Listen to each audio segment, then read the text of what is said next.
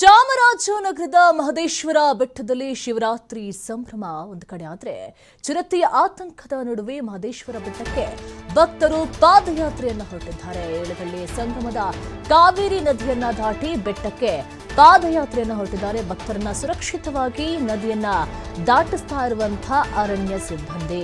ಪೊಲೀಸರು ಇಂದಿನಿಂದ ಫೆಬ್ರವರಿ 12ರವರೆಗೆ ಪಾದಯಾತ್ರೆಗೆ ಅರಣ್ಯ ಇಲಾಖೆ ಅವಕಾಶವನ್ನು ಕೊಟ್ಟಿರುವಂಥದ್ದು. ಬೆಳಗ್ಗೆ 6ರಿಂದ ಸಂಜೆ 5ರವರೆಗೆ ಮಾತ್ರ ಪರ್ಮಿಷನ್ ಅನ್ನು ಕೊಟ್ಟಿರುವಂಥದ್ದು. ಅರಣ್ಯ ಪ್ರದೇಶದಲ್ಲಿ ಪಾದಯಾತ್ರೆ ಯಾಕೆ ಪರ್ಮಿಷನ್ ಅನ್ನು ಕೊಡಲಿಲ್ಲ ಜಾಸ್ತಿ ಅಂತ ಹೇಳಿದ್ರೆ, ಎಲ್ಲಿ ನೋಡಿದ್ರೂ ಕೂಡ ಚಿರತೆ ಕಾಟ, ಹುಲಿ ಕಾಟ, ಆನೆ ಕಾಟ ಜಾಸ್ತಿ ಆಗ್ತಾನೆ ಇದೆ. ರೀಸೆಂಟ್ಗೂ ಕೂಡ ಅದೇ ಬೆಟ್ಟದಲ್ಲಿ ಒಬ್ಬ ವ್ಯಕ್ತಿ ಸಾವಿಗೀಡಾಗ್ತಾನೆ ಚಿರತೆ ದಾಳಿಯಿಂದ. ಅದೇ ಕಾರಣಕ್ಕೋಸ್ಕರ ಈಗ ಟೈಮ್ ಲಿಮಿಟ್ಸ್ ಅನ್ನು ಕೂಡ ನಿಗದಿ ಮಾಡಿರುವಂಥದ್ದು. ಒಂದು ಕಡೆ ಶಿವರಾತ್ರಿಯ ಸಂಭ್ರಮ ಎಲ್ಲೆಡೆ ಜೋರಾಗಿದೆ. ಹಾಗಾಗಿ ಭಕ್ತರು ಪಾದಯಾತ್ರೆಯನ್ನು ಕೂಡ ಹೊರಟಿರುವಂಥದ್ದು.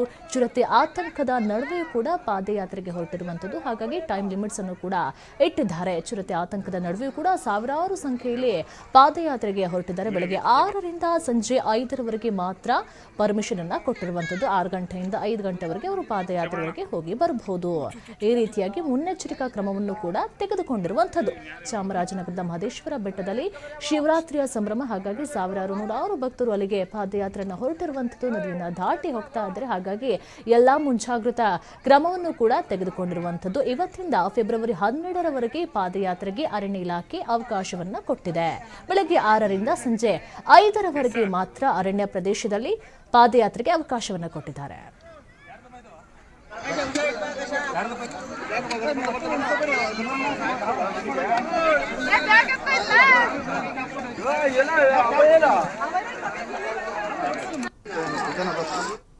ಈಗ 13 ವರ್ಷದಿಂದ ಬರ್ತಾ ಇದ್ವಿ. 13 ವರ್ಷದಿಂದ ಈ ಥರ ವ್ಯವಸ್ಥೆ ಫೆಸಿಲಿಟಿ ಏನೂ ಇರಲಿಲ್ಲ. ಪೊಲೀಸ್ ವರ್ಗ ಮತ್ತು STF ಈ ಥರವರು ತುಂಬ ಚೆನ್ನಾಗಿ ಮಾಡಿದ್ದಾರೆ. ಅರಣ್ಯ ಇಲಾಖೆಯವರು ತುಂಬ ಹೆಲ್ಪ್ ಮಾಡ್ತಿದ್ದಾರೆ. ಸೊ ತುಂಬ ಖುಷಿಯಾಗಿದೆ. ಚೆನ್ನಾಗಿ ಹೆಲ್ಪ್ ಮಾಡ್ತಿದ್ದಾರೆ ಸರ್. ಅಷ್ಟೇ ಮಲ್ಲೂರು ತಾಲೂಕಲ್ಲಿ ಈ ಥರ ವ್ಯವಸ್ಥೆ ಚೆನ್ನಾಗಿ ಮಾಡಿದ್ದಾರೆ. ಟೀಮ್ ವರ್ಕ್ ಚೆನ್ನಾಗಿ ಮಾಡಿದ್ದಾರೆ. ಎಲ್ಲ ಟೀಮ್ ವರ್ಕ್ ಪೊಲೀಸ್ ಇಲಾಖೆಗೆ ಧನ್ಯವಾದ. ಇದೇ ಫಸ್ಟ್ ವರ್ಷ ಬಂದಿರೋದು. ಬಟ್ 2-3 ವರ್ಷದಿಂದ ಅಂದ್ಕೊಂಡ್ವಿ. ನ್ಯೂಸಲ್ಲಿ ಲಾಸ್ಟ್ ಇಯರ್ 2 ಬ್ಯಾಕ್ ಹಿಂದೆ ನೋಡಿದಾಗೆಲ್ಲ ತುಂಬ ಭಯಂಕರ ಆಯಿತು. ನೋಡೋಕೆ ಕೂಡ ಭಯ ಆಗಿತ್ತು. ಹೆಂಗಪ್ಪ ಹೋಗೋದಂತ ನಮ್ಮ ಮನೆಯವರು ಕೂಡ ಈ ಸಲ ಕೂಡ ಕಳ್ಸೋಕ್ಕಿಂತ ಮುಂಚೆ. ಬಟ್ ನೋಡಿದಾಗ ತುಂಬ ಚೆನ್ನಾಗಿ ಫೆಸಿಲಿಟಿ ಎಲ್ಲ ತುಂಬ ಚೆನ್ನಾಗಿದ್ದಾರೆ. ಪೊಲೀಸ್ ಇಲಾಖೆ ಕಡೆಯಿಂದ ತುಂಬ ಸೌಲಭ್ಯ ಎಲ್ಲ ಇದೆ. ಆರಾಮಾಗಿ ಬಂದು ಹೋಗ್ಬೋದು. ಮತ್ತು ಟಲ್ಕಿನ ಕ್ಲೋಸ್ ಅಂತೆ.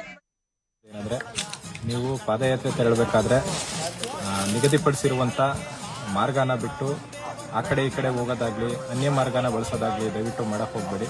ಮತ್ತು ಪಾದಯಾತ್ರೆ ಬೆಳಗಿನ ಜಾವ 6 ಗಂಟೆಯಿಂದ ಸಂಜೆ 5:30ವರೆಗೂ ಮಾತ್ರ ಅರಣ್ಯ ಪ್ರದೇಶದ ವ್ಯಾಪ್ತಿಯಲ್ಲಿ ಸಂಚರಿಸೋಕ್ಕೆ ಅವಕಾಶ ಇದೆ. ಮತ್ತು ಮುಖ್ಯವಾಗಿ ಇವತ್ತಿನಿಂದ ಹಿಡಿದು 12ನೇ ತಾರೀಕುವರೆಗೂ ಮಾತ್ರ ಈ ಅರಣ್ಯ ಪ್ರದೇಶದ ವ್ಯಾಪ್ತಿಯಲ್ಲಿ ಏನು ಪಾದಯಾತ್ರೆ ಹೋಗ್ತಾರೆ ಮಹದೇಶ್ವರ ಬೆಟ್ಟಕ್ಕೆ, ಅದಕ್ಕೆ ಅವಕಾಶ ಇರೋದು. 12ನೇ ತಾರೀಕು ನಂತರ ಯಾರೇ ಬಂದರೂ ಕೂಡ ಪಾದಯಾತ್ರೆಗೆ ಇಲ್ಲಿ ನಾವು ಬಿಡೋದಿಲ್ಲ. ದಯವಿಟ್ಟು ಬಂದರೂ ಕೂಡ ನೀವು ಇನ್ಕನ್ವೀನಿಯನ್ಸ್ ಆಗುತ್ತೆ ನಿಮಗೆ.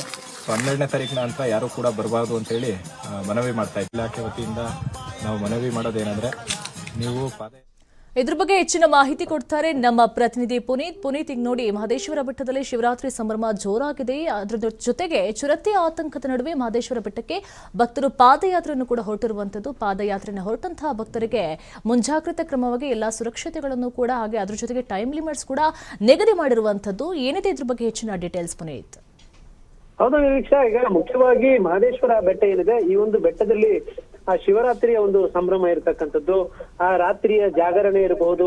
ಈ ಸಂದರ್ಭದಲ್ಲಿ ಆ ಮಹದೇಶ್ವರ ಬೆಟ್ಟದಲ್ಲಿ ಸಾಕಷ್ಟು ಪೂಜೆ ಪುನಸ್ಕಾರಗಳು ನೆರವೇರ್ತವೆ.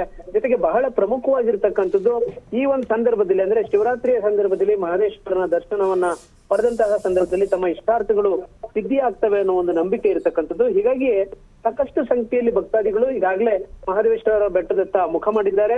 ಅದರಲ್ಲಿ ಬಹಳ ಪ್ರಮುಖವಾದಂತಹ ಅಂಶ ಅಂತ ಹೇಳಿದ್ರೆ, ಇತ್ತೀಚೆಗೆ ಆಗ್ತಾ ಇರತಕ್ಕಂಥ ಒಂದು ಕಾಡು ಪ್ರಾಣಿಗಳ ಒಂದು ದಾಳಿ.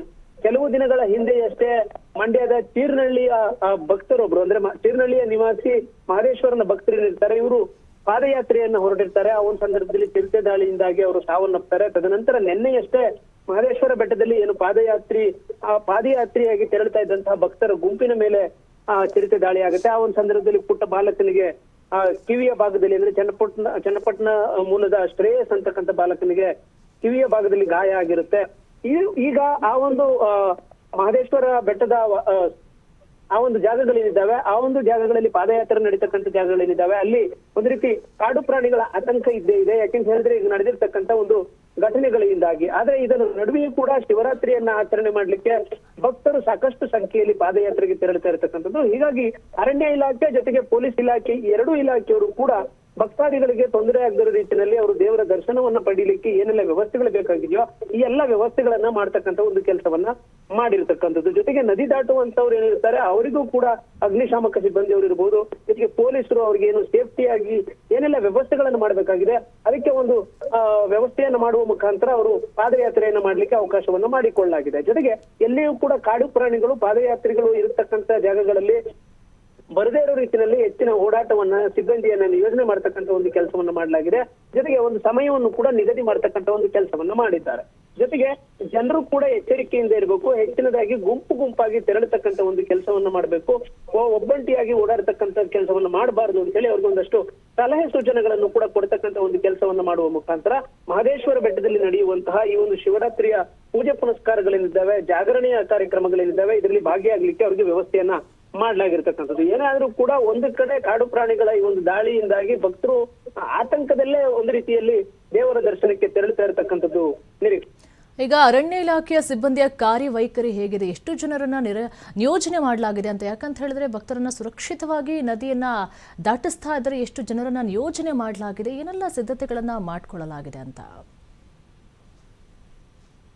ದೇಶ ಮುಖ್ಯವಾಗಿ ನಾವು ಗಮನಿಸ್ತಕ್ಕಂಥದ್ದು ಇದು ಪ್ರತಿ ವರ್ಷವೂ ಕೂಡ ಅಂದ್ರೆ ಶಿವರಾತ್ರಿಯ ಸಂದರ್ಭ ಏನಿರುತ್ತೆ ಈ ಒಂದು ಸಂದರ್ಭದಲ್ಲಿ ಮಹದೇಶ್ವರ ಬೆಟ್ಟದಲ್ಲಿ ಸಾಕಷ್ಟು ಪೂಜೆ ಪುನಸ್ಕಾರಗಳು ನಡೀತವೆ. ಜೊತೆಗೆ ಕಾಲನ್ನು ಕೂಡ ಇಡಲಕ್ಕಾಗದೇ ಇರುವಷ್ಟು ಜಾಗ ಇಲ್ಲದಂತಹ ರೀತಿಯಲ್ಲಿ ಭಕ್ತರ ದಂಡು ತುಂಬಿರುತ್ತೆ. ಆ ಒಂದು ಭಕ್ತರ ಒಂದು ಸಾಗರ ಏನು ತುಂಬಿರುತ್ತೆ ಆ ಒಂದು ಸಂದರ್ಭದಲ್ಲಿ ಹೆಚ್ಚಿನ ಪೊಲೀಸರನ್ನ ನಿಯೋಜನೆ ಮಾಡ್ತಕ್ಕಂಥ ಒಂದು ಕೆಲಸವನ್ನ ಪ್ರತಿ ವರ್ಷವೂ ಕೂಡ ಮಾಡ್ತಾ ಇರ್ತಾರೆ. ಆದ್ರೆ ಈ ಬಾರಿ ಹೆಚ್ಚಿನ ಸಿಬ್ಬಂದಿಯನ್ನ ನಿಯೋಜನೆ ಮಾಡ್ತಕ್ಕಂಥ ಒಂದು ಕೆಲಸಕ್ಕೆ ಯಾಕೆ ಮುಂದಾಗಿದ್ದಾರೆ ಅಂತ ಹೇಳಿದ್ರೆ ಈ ಒಂದು ಶಿವರಾತ್ರಿಯ ಸಂದರ್ಭದಲ್ಲೇ ಈಗ ಚಿರತೆ ದಾಳಿ ಆಗಿರ್ತಕ್ಕಂಥದ್ದು ಎರಡು ಕಡೆಗಳಲ್ಲಿ. ಹೀಗಾಗಿ ಈ ಒಂದು ಘಟನೆಯಿಂದ ಒಂದು ರೀತಿ ಅರಣ್ಯ ಇಲಾಖೆ ಎಚ್ಚೆತ್ತುಕೊಂಡಿದೆ ಅಂತಾನೂ ಕೂಡ ಹೇಳ್ಬೋದು. ಜೊತೆಗೆ ಮೈಸೂರು ಭಾಗದಲ್ಲೂ ಕೂಡ ಹುಲಿ ದಾಳಿಗಳಾದಂತಹ ಘಟನೆಗಳಿರ್ಬೋದು, ಜೊತೆಗೆ ಈ ಕಾಡು ಪ್ರಾಣಿಗಳ ದಾಳಿಯಿಂದಾಗಿ ಈಗಾಗಲೇ ಅರಣ್ಯ ಪ್ರದೇಶದಲ್ಲಿ ನಡೀತಾ ಇದ್ದಂತಹ ಸಫಾರಿ ಎಲ್ಲವನ್ನು ಕೂಡ ಬಂದ್ ಮಾಡಿರ್ತಕ್ಕಂತ ಒಂದು ಅಂಶವನ್ನು ಕೂಡ ನಾವು ಗಮನಿಸಬಹುದು. ಹೀಗಾಗಿ ಕಾಡು ಪ್ರಾಣಿಗಳಿಂದ ಭಕ್ತರ ಒಂದು ರಕ್ಷಣೆ ಇರ್ಬೋದು, ಜೊತೆಗೆ ಭಕ್ತರಿಂದ ಗಾಬರಿಗೊಳಗಾಗ್ತಕ್ಕಂಥ ಪ್ರಾಣಿಗಳು ಏನಿರ್ತವೆ ಅವು ಕೂಡ ಪಾದಯಾತ್ರೆಯ ಸ್ಥಳಗಳಿಗೆ ಬರದೇ ರೀತಿಯಲ್ಲಿ ಮುನ್ನೆಚ್ಚರಿಕೆ ಕ್ರಮಗಳನ್ನ ತೆಗೆದುಕೊಳ್ಳುವಂತ ಒಂದು ಕೆಲಸವನ್ನ ಮಾಡಲಾಗಿದೆ. ಅದರಲ್ಲಿ ಮುಖ್ಯವಾಗಿ ನಾವು ಗಮನಿಸ್ತಕ್ಕಂಥದ್ದು ಈ ಬಾರಿ ಪೊಲೀಸ್ ಇಲಾಖೆ ಜೊತೆಗೆ ಅರಣ್ಯ ಇಲಾಖೆ ಜಂಟಿ ಕಾರ್ಯಾಚರಣೆಯನ್ನ ಮಾಡ್ತಕ್ಕಂಥ ಒಂದು ಕೆಲಸವನ್ನ ಮಾಡಿದ್ದಾರೆ.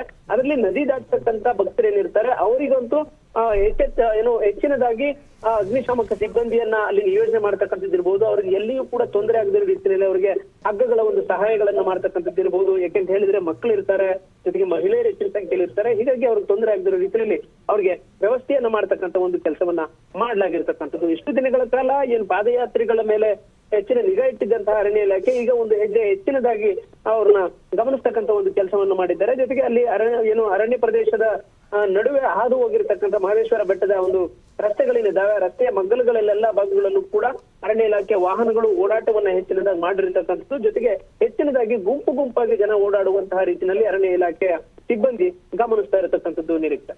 ಓಕೆ, ಥ್ಯಾಂಕ್ ಯು ಪುನೀತ್ ನಿಮ್ಮೆಲ್ಲ ಮಾಹಿತಿಗಾಗಿ. ಪಾದಯಾತ್ರೆಗೆ ಇಲ್ಲಿ SDRF ಟೀಮು, ತಿರ್ಗಾ ಮೇಲೆ ಪೊಲೀಸವರು ಸಿಬ್ಬಂದಿ, ತಿರ್ಗಾ ಮೇಲೆ ಅರಣ್ಯ ಇಲಾಖೆಯವರು ಎಲ್ಲರೂ ನಿಂತ್ಕೊಂಡು ರೋಪ್ ಹಾಕಿದ್ದಾರೆ. ಸಲ ರೋಪ್ ಇರಲಿಲ್ಲ. ತಿರ್ಗಾ ಜನಗಳನ್ನ ಹುಷಾರಾಗಿ ಕಳಿಸ್ತಾ ಇದ್ದಾರೆ. ಯಾವುದೇ ಸೇಫ್ ಆಗಿ ಯಾವುದೇ ತೊಂದರೆ ಆಗದಿರ ಎಲ್ಲ ವಯಸ್ಸಾದವರು, ಮಕ್ಕಳು, ಮರಿನ ಎಲ್ಲರನ್ನೂ ನೀಟಾಗಿ ಸಾಗಿಸ್ತವ್ರೆ. ಆದರೆ ಯಾವುದೇ ಕಾರಣಕ್ಕೂ ಬೆಟ್ಟಕ್ಕೆ ಎದುರ್ಕೊಳ್ದಿರ ಪಾದಯಾತ್ರೆ ಮಾದಪ್ಪನಿಗೆ ಬರ್ಬೋದು. ಅನ್ನೂರು ತಾಲೂಕು ಬಸವನಕೊಡ ಯಾವುದೇ ಕಾರಣಕ್ಕೂ ಎದುರ್ಕೊಳ್ಳೋದು ಯಾವುದೇ ತೊಂದರೆನೂ ಆಗೋದಿಲ್ಲ.